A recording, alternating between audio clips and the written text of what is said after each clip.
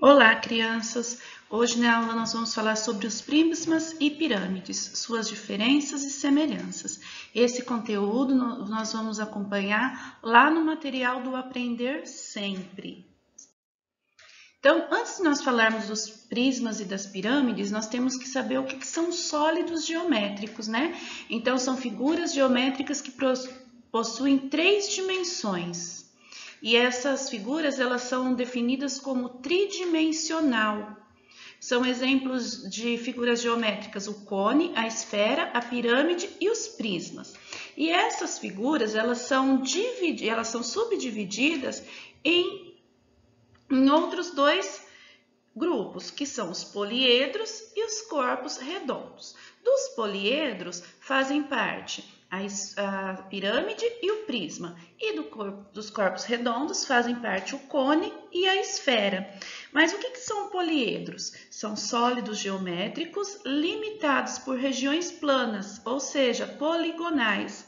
Regiões planas poligonais, que são formadas por polígonos, né? Então, vem aqui a palavrinha, ó, poligonais. Então, essas figuras são formadas por polígonos. Cada um dos polígonos que limitam o poliedro é chamado de face. O encontro entre 2 faces de um poliedro é um segmento de reta chamado aresta. E o encontro entre 2 ou mais arestas de um poliedro é chamado vértices. Os poliedros podem ser classificados em 3 grupos: prismas, pirâmides e outros.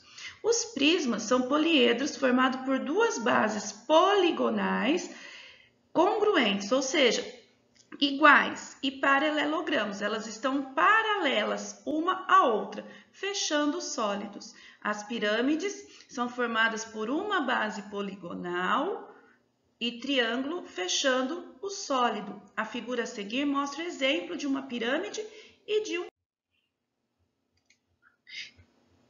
Então, pessoal, aqui ó, nós temos o exemplo de uma pirâmide e de um prisma. Se a gente observar, as 2 figuras são formadas por figuras por polígonos. Ó. Aqui eu tenho um polígono, certo? Nesse prisma. Então, eu tenho um polígono retangular e um polígono quadrado. E assim a figura todinha é formada por polígonos. Aqui a mesma coisa. Aqui eu tenho um polígono retangular e depois eu tenho os polígonos triangulares.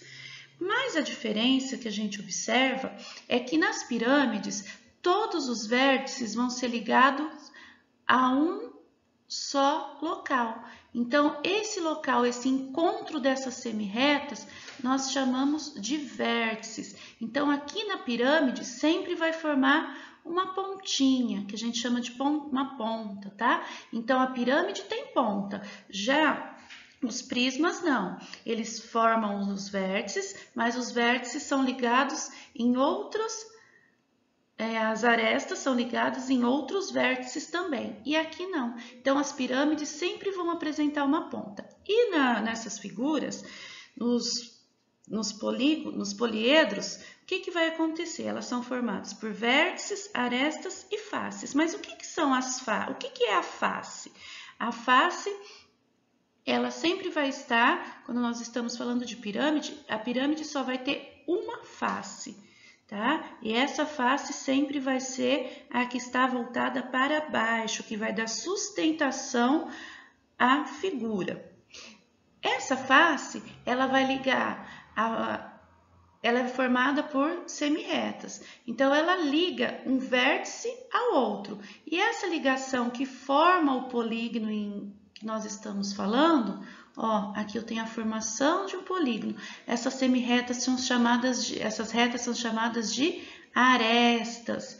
E esse encontro onde se juntam as arestas, nós chamamos de vértice. Isso tanto nas pirâmides como aqui nos prismas. Também nós temos a aresta, que é essa semirreta aqui, ó, que vai juntar. Quando se encontra 2 semirretas, forma-se o vértice.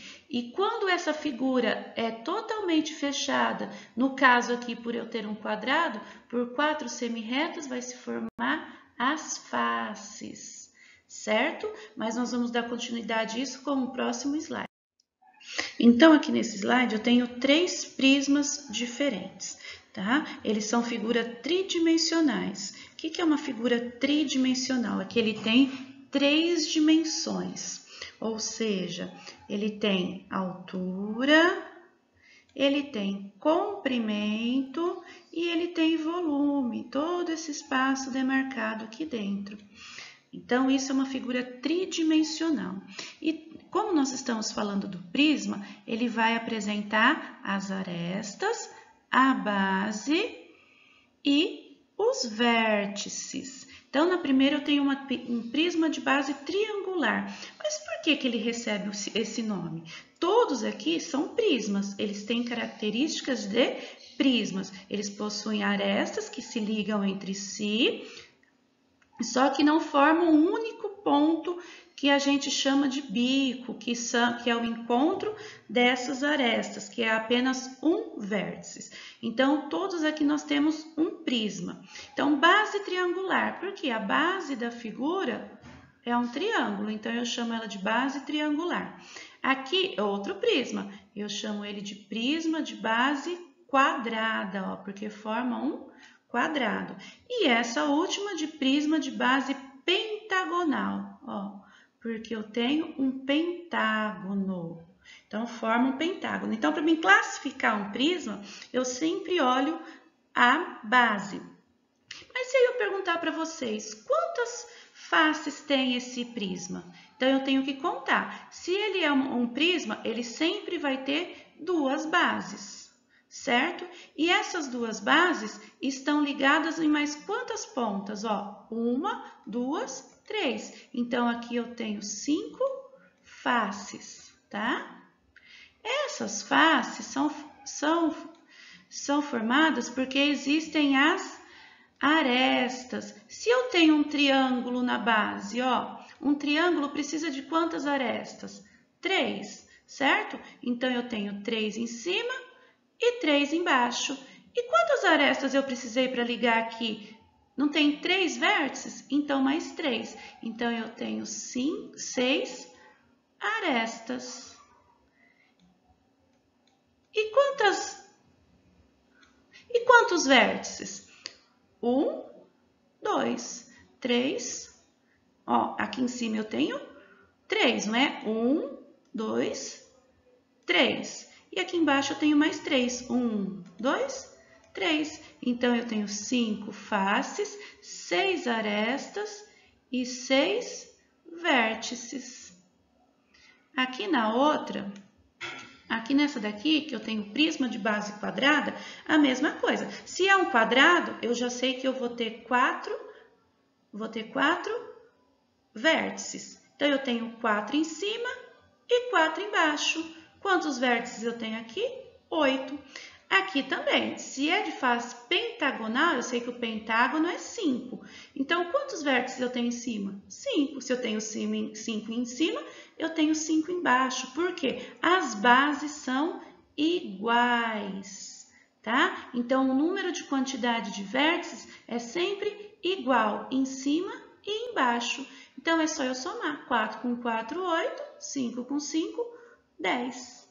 Mas e as faces? A mesma coisa. Se eu tenho uma em cima e outra embaixo, eu vou ter mais, eu já tenho 2. E aí eu vou ter mais 4, porque eu estou falando de um retângulo. Então, aqui eu vou ter 6 faces. E aqui? Eu tenho 2 aqui, 2 aqui.